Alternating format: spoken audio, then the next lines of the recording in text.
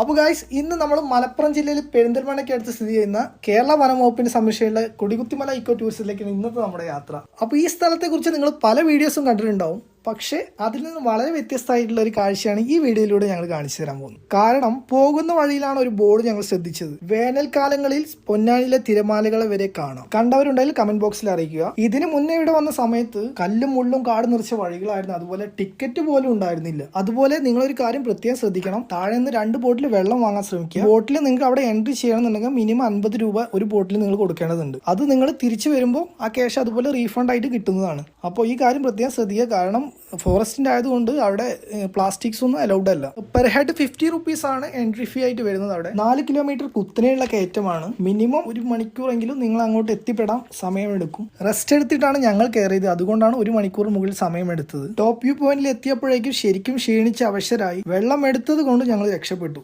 അതിനിടയിലാണ് ഞങ്ങളൊരു കാഴ്ച കണ്ടത്.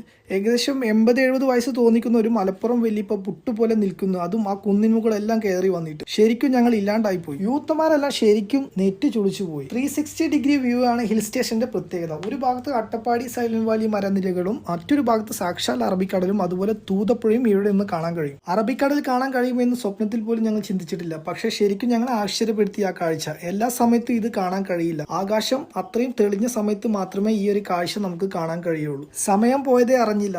ഒരു 10-50 ഫോട്ടോ എടുത്തപ്പോഴേക്കും നേരം ഇരുട്ടി. സ്ട്രീറ്റ് ലൈറ്റ് അവരുടെ പണി തുടങ്ങി. ഞങ്ങൾ തിടുക്കത്തിൽ വീട്ടിലേക്കും. അപ്പോൾ അടുത്ത വീഡിയോയിൽ കാണാം. ബൈ.